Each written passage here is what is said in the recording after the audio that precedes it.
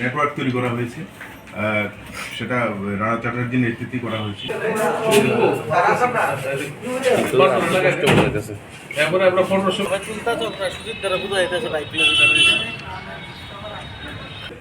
14 তারিখে 16 তারিখে পরপর কয়েকটা ছিনতাইয়ের ঘটনা আমাদের কাছে রিপোর্ট হওয়ার পরে এটারও একটা সুনির্দিষ্ট কেসও নেওয়া হয়।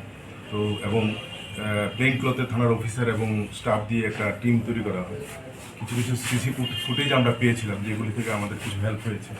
তো ফাইনালি আমরা এই ঘটনায় জড়িত যে আছে তার নাম বিপ্রজিৎ সাহা, যে অ্যাকিউজড, ওকে অ্যারেস্ট করা সম্ভব হয়েছে এবং তার কাছ থেকে এই দুটো সোনার চেন, ইয়ার রিং, এইগুলি উদ্ধার করা হয়েছে এবং আরও কিছু জিনিস আছে যেগুলি যেমন মোবাইল ছিল, ওইগুলি আমরা এখনও উদ্ধার করতে পারছি না। ওকে পুলিশ রিমান্ডে এনে বাকিগুলি আমরা উদ্ধার করব।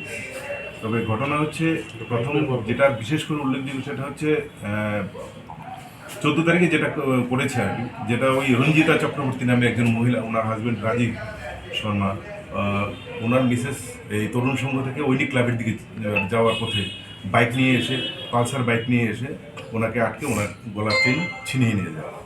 তো পরবর্তী সময়ে সেই বিষয় নিয়ে আমরা আরও বেশি গুরুত্ব দিয়ে যখন দেখি, তো আমরা বিপ্রজিতের কাছ থেকে সেই বাইকটাও পাই এবং ছিনতাই করার সোনার চেন সেটাও উদ্ধার করতে সক্ষম হয়েছি। পাশাপাশি আরও অন্যান্য জিনিস উদ্ধার করেছি যেগুলি আগের ঘটনাগুলির সাথে মানে পুরোপুরি হুবহু আমরা মিলে গেছি। তো আমরা অলমোস্ট 80% রিকভারি হয়ে গেছে। আর যেগুলি ছোটোখাটো জিনিস বলতে যেমন মোবাইল, এই জিনিসগুলি কিছু বাকি আছে, এটা পুলিশ রিমান্ডে আমরা ওকে জিজ্ঞাসাবাদ করি, এগুলো উদ্ধার করতে সক্ষম হয়েছে। উনি কি একাই না